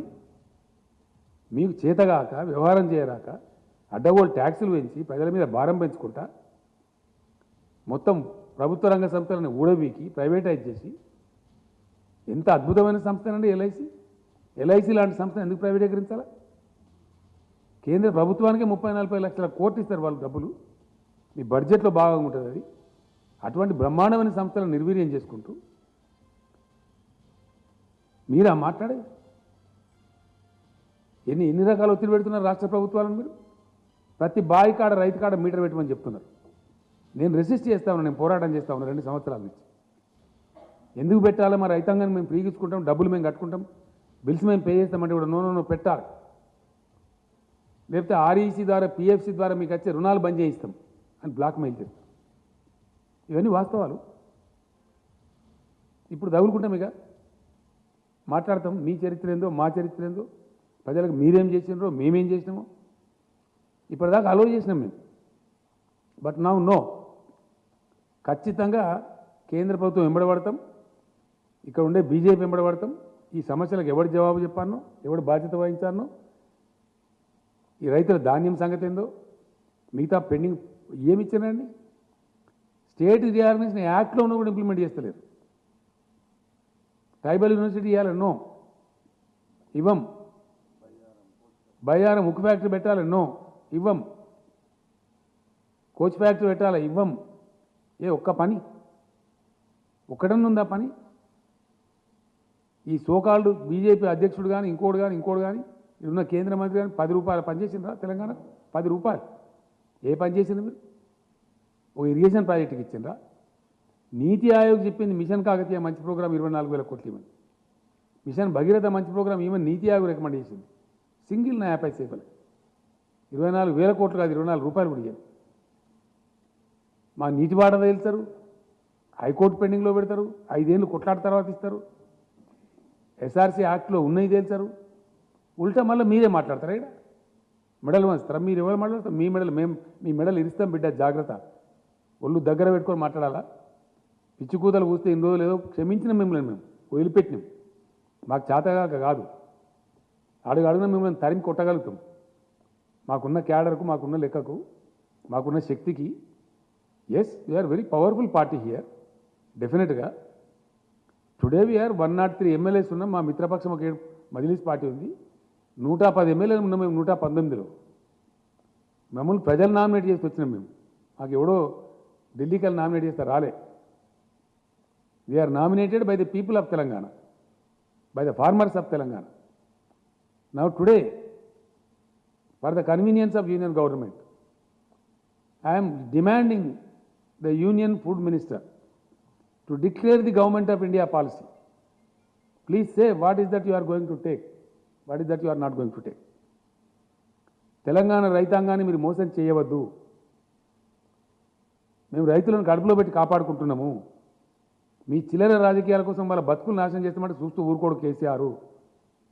మా ఇష్టం వచ్చినట్టు మాట్లాడి బాధ్యతారహితంగా మాట్లాడతామంటే మీ మెడలు ఇస్తాం, జాగ్రత్త. ఎస్, డెఫినెట్గా నాలుగే ఉంది కదా, ఇష్టం వచ్చినట్టు మాట్లాడడం, అడ్డగోలుగా మాట్లాడడం. వట్టిగానే ప్రాజెక్టులలో అవినీతి జరిగింది. ఎక్కడ జరిగిందా? పెట్టు కేసు, నీ దమ్ముంటే. Yes, conduct enquiry, we are ready. What rubbish you are talking on the streets? ఇష్టం వచ్చినట్టు మాట్లాడుకుంటా, కుక్కలు మురిగినట్టు మురుక్కుంటా, చట్టాలను మాట్లాడుకుంటా, మనుషులను మాట్లాడుకుంటా, అడ్డగోలు ప్రచారాలు చేసుకుంటా ఇంకా సహించాం, జాగ్రత్త. Be careful. మేము ఉద్యమాలు చేసిన వాళ్ళం, మహామహా రాకాసులతో కొట్లాడిన వాళ్ళం. ఈ గోకాసులు ఏం లేక నలిసి పారేస్తాం. తమాషా చేస్తున్నారా ఈ రాష్ట్రంలో? What is this? ఇప్పటిదాకా మేము ఎందుకన్నా మంచి పద్ధతిలో పోయినాం. నేను ప్రధానమంత్రి కూడా చెప్పిన, మీరు చేయాల్సినవి చేస్తలేరు, అయినా మేము మీకు కోఆపరేట్ చేస్తున్నాం. అనేక సందర్భాల్లో కోఆపరేట్ చేసినాం. President of India election cooperate చేసినాం, vice president of India election cooperate చేసినాం, అనేక బిల్స్ పాస్ చేసేటప్పుడు కోఆపరేట్ చేసినాం. మా మీద ఎందుకంటే మీరు అనవసరంగా ఇట్లా చేస్తారని చెప్పి నేను చెప్పిన, మర్యాదతో చెప్పిన. మేము సంస్కారవంతంగా ఉన్నామని చెప్పిన. ఇంత కుసంస్కారుల్లాగా, హీనుల్లాగా దిగజారిపోయి రాజకీయాలను దిగజార్చుకుంటూ, రాజకీయ విలువలు దిగజార్చుకుంటూ, ఇష్టం వచ్చిన పద్ధతిలో మాట్లాడుకుంటూ ఎవరిని మోసం చేస్తారండి? ఎన్ని రోజులు చేస్తారు? ఎంతకాలం చేస్తారు? నువ్వు ఇప్పటిదాకా క్షమించడం కానీ బీ కేర్ఫుల్, జాగ్రత్త. నేను రాష్ట్ర బీజేపీ అధ్యక్షునికి వార్నింగ్ ఇస్తా ఉన్నా. నువ్వు మనిషివే అయితే, నీకు నిజాయితీ ఉంటే ఢిల్లీకి పోయి ఆర్డర్ తీసుకురా. యాసంగిలో వడ్డేమని చెప్పినావు కదా, మొత్తం ధాన్యం కేంద్రం మేము తీసుకుంటామని ఆర్డర్ తీసుకురా. పంటలు నేనే ఇస్తా, మంచి విత్తనాలు నేను సప్లై చేపిస్తా. అడ్డం పొడుగు ఇష్టం వచ్చినట్టు మాట్లాడతాం. కరెంట్ ఇస్తాం, నీళ్ళు ఇస్తాం, మందులు ఇస్తాం, అన్ని ఇస్తాం. మొత్తం కొనుగోలు చేసి అప్పగిస్తాం, ఒక గింజ లేకుండా. నేను రైతు సోదరులకు ఒకటే మాట మనం చేస్తా ఉన్నా, ఈ అల్లా టప్పగాల మాటలు పట్టుకుంటే దెబ్బతింటాము. మీ ప్రాంతాలలో మీ వ్యవసాయ అధికారులను సంప్రదించండి. వరి కాకుండా ఇతర పంటలు వేసుకోండి. మీరు మోసం చేస్తారు, మనకు తీసుకోరు. మా తనలాట ఏంటంటే మీరు మంచిగా ఉండాలని, మా రైతులు బతకాలని, పంట పండించిన రైతుకు 10 రూపాయలు రావాలని చెప్పి, రైతు జేబులకు డబ్బులు రావాలని మేము కొట్లాడుతున్నాం. రైతును ముంచి రాజకీయం చేసి మీ ఓట్లకు, మీ డబ్బాలకు ఓట్లు రావాలని వాళ్ళు కొట్లాడుతున్నారు. కుటిల నీతి. ఈ కుటిల నీతిని రైతాంగం గమనించాలి. ఒకటే ఒక మాటను అర్థం చేసుకోవాలి రైతాంగం. 7 ఏళ్ల నుంచి మీకు ఇండియాలో ఎక్కలేనటువంటి సదుపాయాలు చేసింది టీఆర్ఎస్ గవర్నమెంట్. చేసి వాస్తవం కాదా? మిషన్ కాకతీయ చేస్తే ఎంత అద్భుతంగా ఉన్నాయి చెరువులు. ఒక్క చెరువు దిగిపోయిందా? పోయిన సంవత్సరం భయంకరమైన వర్షాలు కురిసింది. ఈ సంవత్సరం కూడా చాలా ఎక్సెస్ రైన్ఫాల్ అయింది. ఇక్కడ ఒక్క చెరువు దిగలేదే తెలంగాణలో. బోర్లన్నీ మోటార్ పెట్టకుండా మీదికి పోస్తున్నాయి కదా బోర్లన్నీ. ఇలా ఊడలు పెట్టినాయి కదా, జాలు వారుతున్నాయి కదా తెలంగాణలో. ఇంత అద్భుతమైన సృష్టించింది తెలంగాణ టీఆర్ఎస్ గవర్నమెంట్. ఎస్, భూగర్భ జలాలు పెంచినాం, ప్రాజెక్టులు కంప్లీట్ చేసినాం, కొత్త ప్రాజెక్టు నిర్మాణం చేసినాం అతివేగంగా, లక్షల ఎకరాల నిలిచే పరిస్థితి తెచ్చినాం, అద్భుతమైన హై క్వాలిటీ పవర్ ఇస్తున్నాం, పెట్టుబడి ఇస్తున్నాం. ఇన్ని మంచి చేసిన వాళ్ళము మీరు బతుకుండాలని మేము కోరుకుంటాం. చిల్లర రాజకీయాల కోసం మిమ్మల్ని వాడుకోవాలి, మీరు బండియాలి, మిమ్మల్ని రోడ్ల మీద కూర్చోబెట్టి ధర్నా చేయించాలి అనే పరిస్థితిలో వాళ్ళు మాట్లాడుతున్నారు. కాబట్టి ఈ అల్లాటప్పగాళ్ళు, పనికిమాలినోళ్ళు, 10 రూపాయల పని చేయను ఈ రాష్ట్రానికి. ఎక్కడ చేసిందండి ఈ మనిషి? కరీంనగర్ నుంచి ఎంపీకి గెలిచిండు, 1 రూపాయి పని తెచ్చిండా? ఒక మెడికల్ కాలేజ్ తెచ్చిండా? ఏం తెచ్చింది నాకు అర్థం కాదు. ఏమన్నా ఏకాన పని ఉన్నదా? అన్ని కాయగూరకుడు మాటలు, అడ్డం పొడుగు మాట్లాడు. అది నాకు అర్థమవుతుంది. అది ఇంగ్లీష్ అయిందో వస్తుందా? ఢిల్లీలో ఏం మాట్లాడతారో తెలుస్తుందా ఈ మనిషికి? కేంద్ర ప్రభుత్వం ఇచ్చే లెటర్లు అర్థమని అయితే ఆయనకు ఈ లెటర్లు did you go through? As a state party ప్రెసిడెంట్గా, దేశాన్ని పరిపాలించే పార్టీ ప్రెసిడెంట్గా ఈ లెటర్లు ఎప్పుడైనా చూసినావా? కరస్పాండెంట్ తెలుసుకున్నావా? ఇది ఏం లేకుండా బాధ్యత రహితంగా పోయి ఇదే దుర్మార్గుడు మీరు పర్యావరణ అనుమతులు కేసీఆర్ బతికున్నంత కాలం ఎట్టి పరిస్థితులలో దళిత బంధు స్కీమ్ కంప్లీట్ ఇంప్లిమెంట్ చేస్తాం. ఏ పద్ధతిలో నేను చెప్పినో ఆ పద్ధతిలో ఇంప్లిమెంట్ చేస్తాం. ఒక హుజురాబాద్ కాదు, అంతటి ఇంప్లిమెంట్ చేస్తాం. ఒక రాజకీయ పార్టీ అయిన తర్వాత ఎలక్షన్ గెలుస్తాం, ఓడతాం, మస్తు జరుగుతుంటాయి. మన నాగార్జున సార్ కాన్స్టిట్యూన్సీలో ఇదే బీజేపీ చిత్తుగా డిపైడ్ పోయింది. అప్పుడేం మాట్లాడతారు? ఏదో పెద్ద ప్రళయం బద్దలైపోయినాడు హుజురాబాద్. ఒక ఎలక్షన్ వస్తుంది, పీక్ ఇష్యూ. 110 ఎమ్మెల్యేల స్ట్రెంత్ ఉంది మాకు. బోర్డని జరుగుతూ ఉంటాయి. బై ఎలక్షన్స్ అన్నప్పుడు గెలుస్తాము, ఓడుతాం, అనేకం జరుగుతుంది. మేము ఉత్తమ్ కుమార్ రెడ్డి పీసీసీ ప్రెసిడెంట్ ఉండే ఆడ గెలిచిన హుజూర్నగర్లో మేము అంటే మస్తు గెలుస్తాము. చాలా సందర్భాలు జరుగుతూ ఉంటాయి. దానికి ఎంతో పెద్ద తెలంగాణ మాకు ప్రజలు తీర్పు వ్యతిరేకం ఇచ్చినారు. మరి 25-30 సీట్లు జరిగినాయి, అన్ని వీక్ని మరి మీ బీజేపీ దేశంలో మీకు వ్యతిరేకం ఉన్నట్ట, బీజేపీకి వ్యతిరేక తీర్పు వచ్చినట్ట, దాన్ని ఎట్లా తీసుకోవాలి? మరి ఉప ఎన్నికలను వచ్చినప్పుడు జరుగుతూ ఉంటాయి పరిణామాలు. We don't care for that. అనేక ఎన్నికలు కొట్లాడుతుంటాము, ఇప్పుడు గెలుస్తాము, ఓడుతాము, నడుస్తుంటుంది. Politics goes on. అదేందో పెద్ద పీకినట్టు, పడగొట్టినట్టు, దానికి పెద్ద ప్రళయం బదలైనట్టు మీకు ఇక్కడ ఉన్నది ఆర్గనైజేషన్ తోక. 2018లో 107 సీట్లు డిపైడ్ పోయిన పార్టీ, 107 స్థానాలలో. మేము 3/4 మేయాడుతో గెలిచిన పార్టీ. ఉద్యమం చేసి మేము రాష్ట్రాన్ని తెచ్చిన పార్టీ. ఎస్, పబ్లిక్ రిప్రజెంటేటివ్స్ అతి ఎక్కువ కలిగి ఉన్న పార్టీ మేము.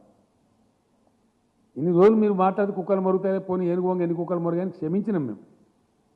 ఈ కానుంచి అడ్డదిడ్డంగా మాట్లాడినా, పిచ్చి కూతలు కూసినా మిమ్మల్ని ఎన్ని రకాలుగా చట్టపరంగా చర్యలు తీసుకుంటాం, రోడ్ల మీద నిలబెడతాం, ప్రశ్నిస్తాం.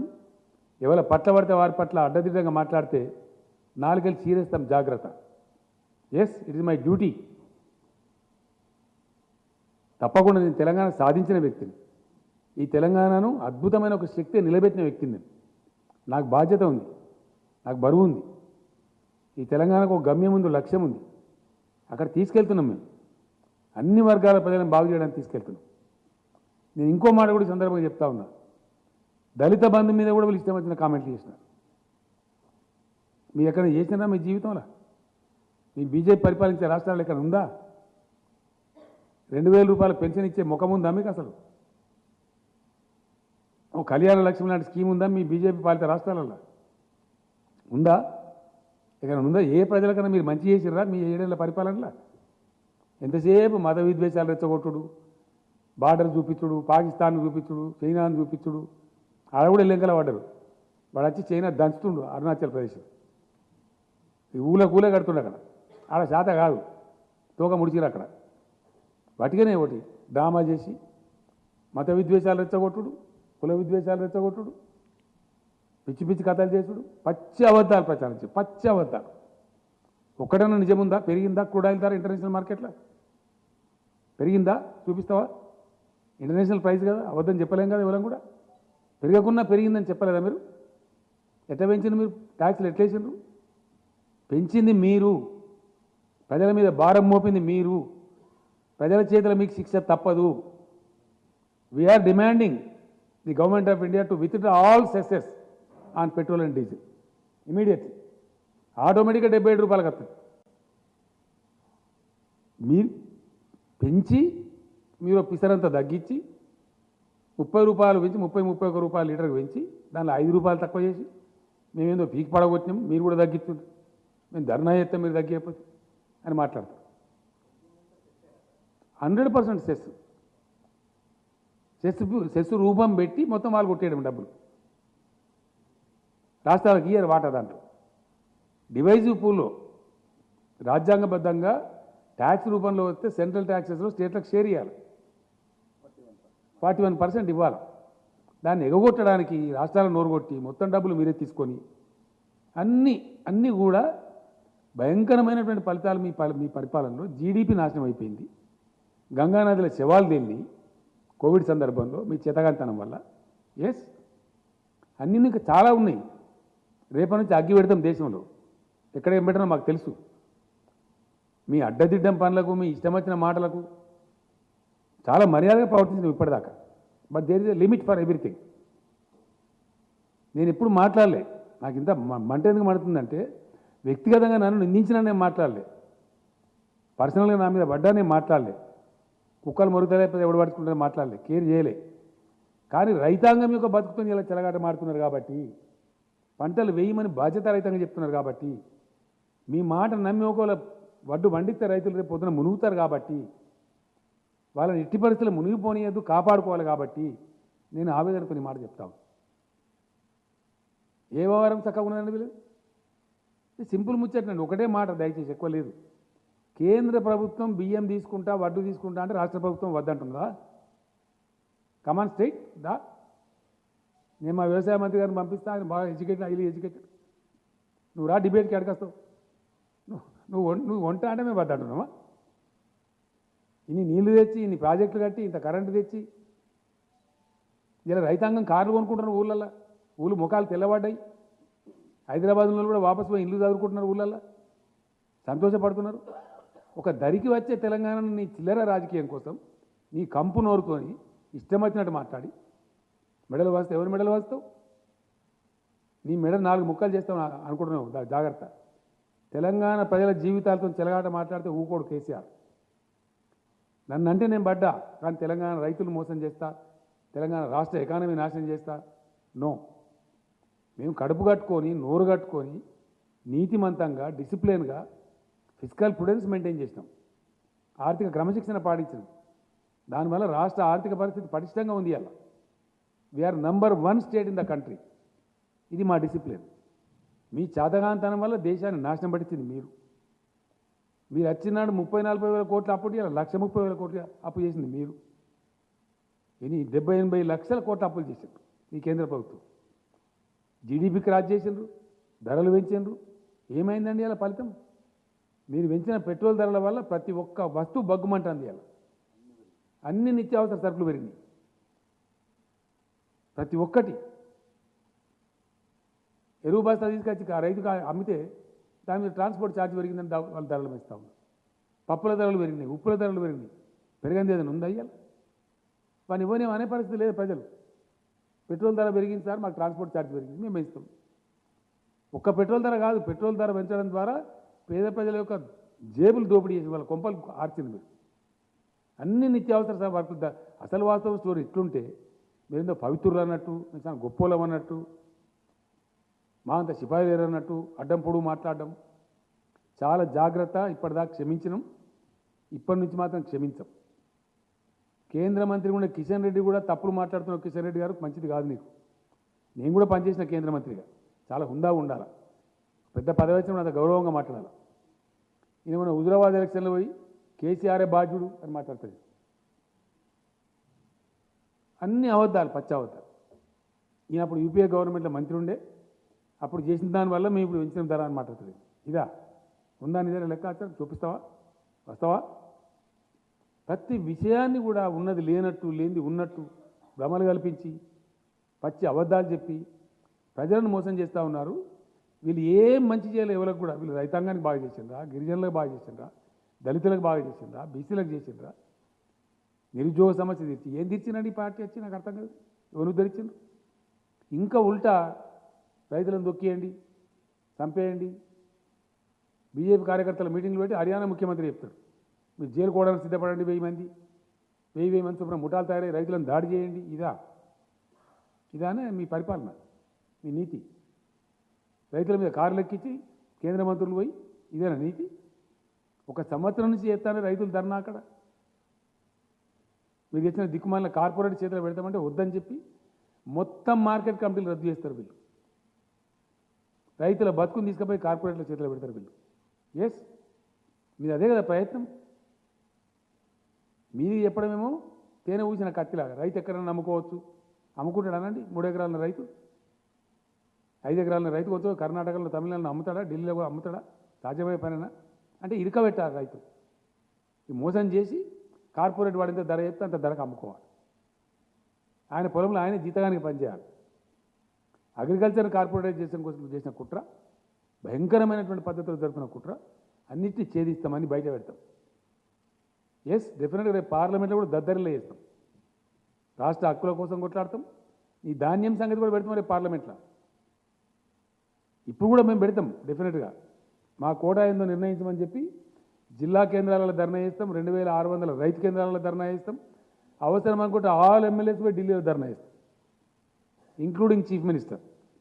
మొత్తం తెలంగాణ క్యాబినెట్, తెలంగాణ ఎంపీలు, తెలంగాణ ఎమ్మెల్యేలు, ఎమ్మెల్సీలు అందరం కూడా పోయి, ప్రజాప్రతినిధులు, జడ్పీ చైర్మన్లు, స్థానిక సంస్థల చైర్మన్లు అందరం పోయి వేలాది మందిని పోయి వడ్లు కొనమని చెప్పి ధర్నా పెడతాం ఢిల్లీలో.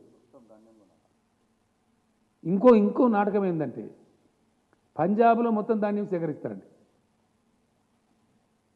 కంప్లీట్ 100% ధాన్యం సేకరిస్తారు. తెలంగాణ ధాన్యం ఎందుకు కొన్నారు నేను అడుగుతా ఉన్నా. మీ సమాధానం ఏంటి? ఫస్ట్ దానికి సమాధానం చెప్పు. నీ మెడల సంగతి, తోడల సంగతి అట్లా ఉండదు. పంజాబ్లో మొత్తం సేకరించి తెలంగాణ ధాన్యం ఎందుకు సేకరించరు? కారణం ఏంది? కేంద్ర ప్రభుత్వం రాష్ట్రానికి ఒక నీతి ఉంటుందా? కేంద్ర ప్రభుత్వానికి చిత్తశుద్ధి ఉంటే తెలంగాణలో కూడా మొత్తం ధాన్యం సేకరించాలి 100%. ఎందుకు సేకరించరు? తెలంగాణలో ప్రొడక్టివిటీ ఎక్కువ. దేశానికి అన్నం పెడుతుంది తెలంగాణ. ఇవాళ మీ కళ్ళు మండుతున్నాయి. తెలంగాణ రైతులు సంతోషపడితే మీ కడుపులు ఉడికిపోతున్నాయి. కాబట్టి పిచ్చి పిచ్చి ప్రలాపనలు మానుకొని జాగ్రత్తగా మాట్లాడాలా, జాగ్రత్తగా వ్యవహారం చేయాలా. రైతులు కూడా చూస్తాం, ఒక వారం రోజులు చూద్దాం. కేంద్ర ప్రభుత్వం ఒకవేళ ఆర్డర్ ఇస్తుందా? ఇయ్యండి, మేము కూడా డిమాండ్ చేస్తూ ఉన్నాం. అధికారులు మొన్ననే పోయొచ్చారు. నిన్న రాత్రి కూడా నేను మాట్లాడినా. ఒక వారం చూద్దాం, డిసెంబర్ దాకా వేయచ్చు వారి. ఇప్పుడు తొందరపడేసే అవసరం లేదు. నిజంగానే కేంద్రం తీసుకున్నా అంటే సంతోషంగా వేద్దాం వారి. కానీ కేంద్రం తీసుకోదు. వాళ్ళు రాయించుకున్నారు మనతోని. No boiled rice from Telangana state అని మీకు ఇచ్చిన సీట్లలో ఉందండి, దయచేసి మీరు చూడండి. స్పెసిఫిక్ ఇచ్చిన కేటగిరీ. ఇంకా ఎఫ్సిఐ మేనేజర్కి ఒక దాంట్లో ఇచ్చారు, బ్యాక్ టు బ్యాక్ ఉంది ఒక దాంట్లో. ఒక సెంటెన్స్ నేను చదివి వినిపిస్తాను మీకు. ఎఫ్సిఐ లోకల్ మేనేజర్ గారికి బ్యాక్ టు బ్యాక్ ఉంది. అది మీరేందా కమలాకర్? కాదు, 80-20 ఒకటి ఉంది. అదంతా మోసం చేశాను. ఫైనల్గా చెప్పిన దానిలో ఇది ఎక్కడుందండి, కృషి భవన్ ఇన్ న్యూఢిల్లీ మీకు ఇచ్చిన దానిలో ఉంది. దీని బ్యాక్ పేజీలో ఏముంటుందంటే క్లియర్గా, the general manager Telangana region FCI with a request to take in writing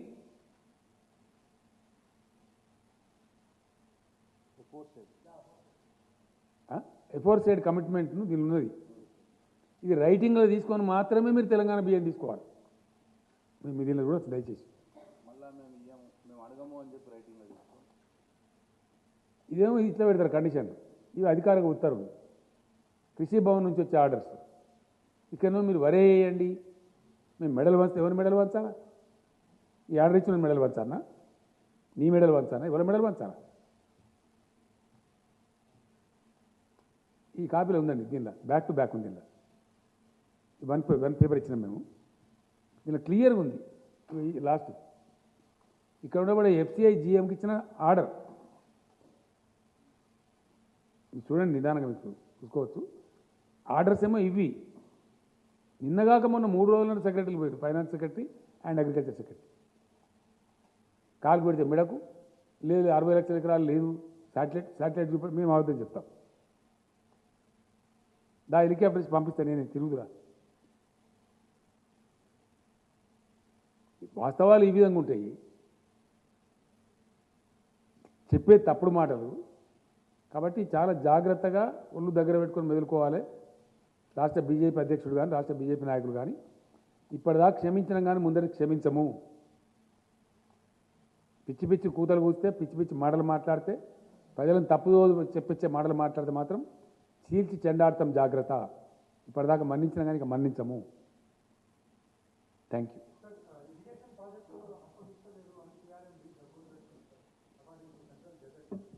అదో కేఆర్ఎంబి తోక. ఏమి కేఆర్ఎంబి? నీకు ఏమైనా ఇంట్రెస్ట్ ఉందా బాగా Rahul? Are you supporting KRMB? Are you welcoming KRMB? Gazette నిజమే, గజెట్ ఏం gazette? Gazette same centre, why they are not referring this to C3 section 3 కింద? Why are you not writing an article as a Telangana బిడ్డ? Please write. Why the government is not able to deliver? ఏం అసమర్థత కేంద్ర ప్రభుత్వానికి? Is it not an inefficient government not to refer the matter to the tribunal? కొత్త రాష్ట్రం ఏర్పడితే రాష్ట్రానికి నీళ్ళు రావద్దా? కేఆర్ఎంబి జిఆర్ఎంబి ఓ డ్రామానా, దొంగ డ్రామా. దమ్ముంటే కేంద్ర ప్రభుత్వానికి. మొన్న నేను పోయిన 3 నెలల కింద పోయినప్పుడు ఆ మంత్రిని అడిగిన నేను, ఏమైనా ఎందుకు చేయరా సార్, మీ కథ ఏందని? మీరు సుప్రీంకోర్టులో కేసు వేసిన సార్, విడ్రా చేసుకోమని. విడ్రా చేసుకున్నాం. Now I'm demanding mister Gajendra Singh Shekhawat, నువ్వు నాకు ఇచ్చిన మాట ప్రకారం నువ్వు నిజాయితీ ఉంటే ఇమీడియట్లీ రెఫర్ టు ట్రిబ్యునల్. మాకు తేల్చండి, తెలంగాణ నీటివాడ తేల్చండి, మాకు ఎంత వస్తే అంత వస్తుంది. మీకు ట్రిబ్యునల్కి రెఫర్ చేయడానికి 7 ఏళ్ళ కేంద్ర ప్రభుత్వానికి. First tell me that. What is your answer? What the state president is doing? What the union minister here is doing? ఇక్కడ గెలవాలి, ఓట్లు కావాలి. తెలంగాణ నీళ్ళు వద్దా మరి? ఇంకో మాట్లాడరు, అడ్డం పొడుగు మాట్లాడతారు ఇక్కడ.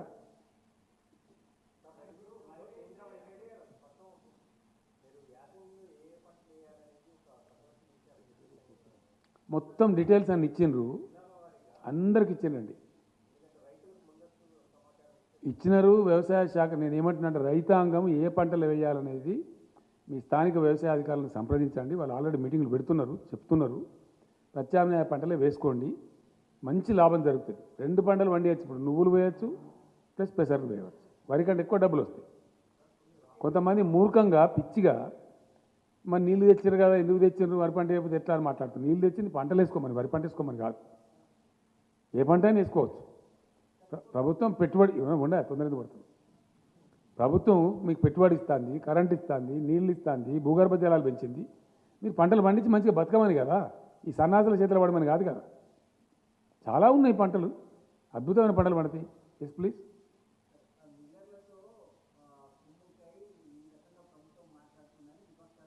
ఏ విపక్షమా? ఎవడెవడు తలకాలినోడు?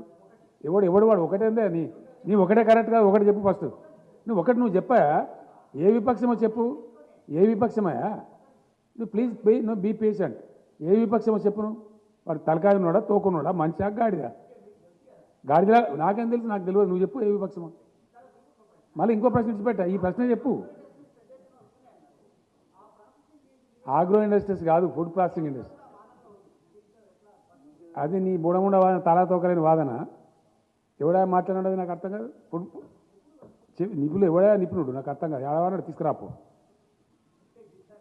అవి అట్లే అంటారు మరి, ఎట్లా అంటారు? నువ్వెట్లా అంటారు నువ్వు మరి?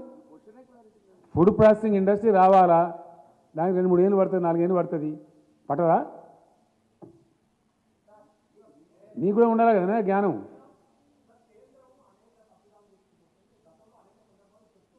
ఇప్పుడు ఇంకా ఫైట్ చేస్తాం. 100% రాష్ట్ర ప్రయోజనాలు కాపాడడానికి అవసరమైన అన్ని రకాల పోరాటాలు చేస్తాం.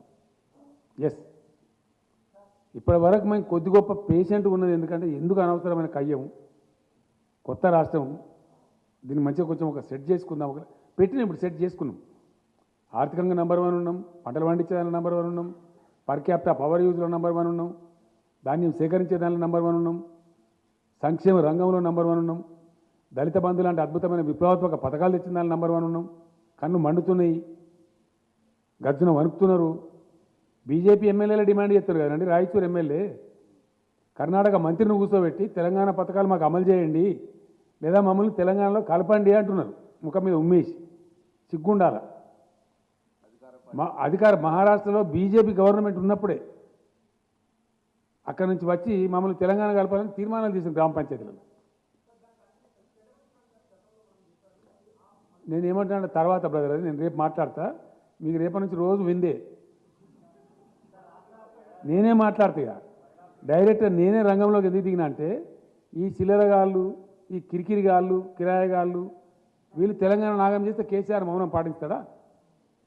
నా ప్రాణం పోయినా సరే, ఎంత కష్టపడి రాష్ట్రాన్ని తెచ్చిన్నో, ఎంత ఇష్టపడి దీన్ని డెవలప్ చేసిన్నో. నాకు ఒక మాట బాగా గుర్తుందండి. టీఆర్ఎస్ భవన్, తెలంగాణ భవన్ హైదరాబాద్లో ఇనాగ్రేట్ చేసినాడు. తమిళనాడు నుంచి పీఎంకే అధ్యక్షుల వారిని పిలిచినాడు, రామదాస్ గారు. ఆయన వచ్చిండు. ఆయన అన్నాడు ఆ బిల్డింగ్ చూసి, పార్టీ ఆఫీస్ కట్టుకోవడానికి నీకు 1 ఎకరం జాగిస్తే ఇంత బ్యూటిఫుల్ కట్టినవు, తెలంగాణకి ఇంకెంత బాగా చేస్తావో కేసీఆర్ అని నాకు. దేవుని దేవాల తెలంగాణ వస్తుంది రామదాస్ గారు, మీరు బతికే ఉంటారు, నేను బతికే ఉంటా, అద్భుతంగా చేసి చూపిస్తా తెలంగాణ అని చెప్పి మొన్న ఈ మధ్య మాట్లాడినా. కానీ కంగ్రాచులేట్ చేసి పేపర్లలో చూస్తున్నా, చాలా అద్భుతమైన రాష్ట్రంగా పురోగమించినావు, కంగ్రాచులేషన్స్ అని చెప్పి, నా దీవెన ఉంది అని చెప్పి చెప్పింది. అది మాకుండే తృప్తి. మేము తగ్గించామండి, క్వశ్చన్ డజన్ నాట్. మేము పెంచలే కదా, మేము పెంచితే కదా తగ్గించేది. మేము ఒక నయా పైసా పెంచలేదు, దాటి పెంచలే. అది ట్యాక్స్ కదనండి, మేము అవదని చెప్పడానికి ఉండదు కదా, పెంచితే రికార్డులు వస్తుంది కదా. టీఆర్ఎస్ ప్రభుత్వం ఏర్పడిన నాటి నుంచి ఒక నయా పైసా వ్యాట్ మేము పెంచలేదు. మమ్మల్ని తగ్గించమని ఎవడంటాడండి సన్నాసి గాడు? ఏ సన్నాసి పెంచినా వాళ్ళు దించున్నారు. మీరు పెంచిన వాళ్ళు తగ్గించాలా, మేమేం తగ్గించాలా?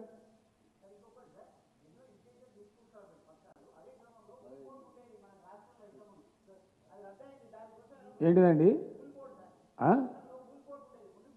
ఏంటిది?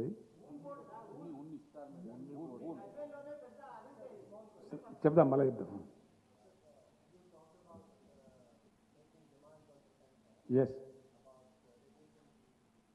సెస్సెస్ నాట్ రెడ్యూసింగ్ అండి. I'm demanding the government of India to remove the cesses levied by the government of India on petrol and diesel. Yes, total cess. It is possible because please, it is to the benefit of the country. Because without any increase of crude oil in the international market, the government of India has unnecessarily levied the cess on petrol and diesel, burdening the pockets of the poor people, middle class people. Now, if the government of India is sincere towards poor people of the country, it is up to them to withdraw the total cesses levied by them. I am very clear.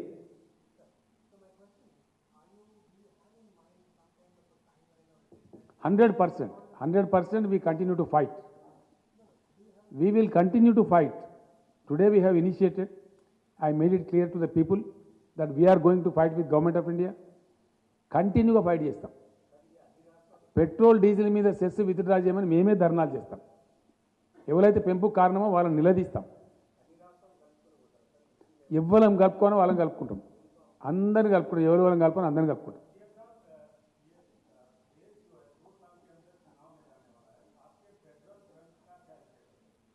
अभी हमने कुछ सोचा नहीं है उस बारे में. हमारे राज्य में जो हो रहा है, यहाँ के भाजपा के लोग जो उल्टा सीधे बातें कर रहे हैं, उनको लगाम लगाना मेरा काम है. मैं इस राज्य को लाने वाला हूँ, पाने वाला हूँ, हासिल करने वाला हूँ और इस राज्य को अच्छा बनाने वाला हूँ, बना दिया हूँ. ये मैं नहीं कह रहा हूँ, ये किताब मैं खुद नहीं दे रहा हूँ. रिजर्व बैंक ऑफ इंडिया दिया है। केंद्र सरकार खुद कईयों मुद्दों पे बात करते हुए पार्लियामेंट के अंदर कहा है, पार्लियामेंट में हर घर को पानी देने वाला, टैप दे के देने वाला कोई राज्य हिंदुस्तान में है, वो सिर्फ तेलंगाना है। हर घर को फायदा पहुंचाने वाला कोई राज्य तेलंगाना हिंदुस्तान में कोई है तो तेलंगाना है। ये बात मैं नहीं कह रहा हूं, केंद्र सरकार ने पार्लियामेंट में कहा है। तो इसलिए आगे की चल के क्या करना है, जरूर हम लड़ते रहेंगे, बिल्कुल हमारे हकों के लिए, हमारे लिए और देश के हकों के लिए।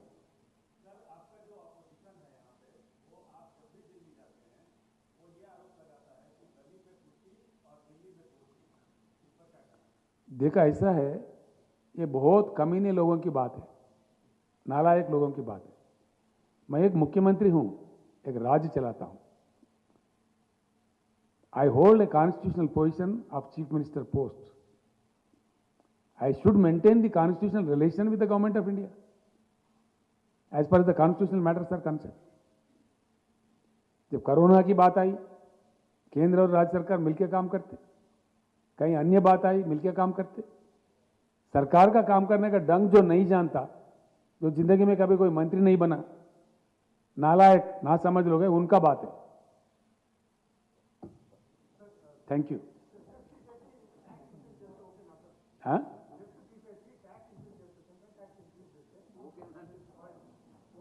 అసలు పెట్రోల్ డీజిల్ ధరలు పెంచడమే తప్పు, అడ్డదారులు దొడ్డిదారులు కేంద్రం పెంచింది, మొత్తం విత్డ్రా చేసుకోమని మేము డిమాండ్ చేస్తున్నాం. That's all.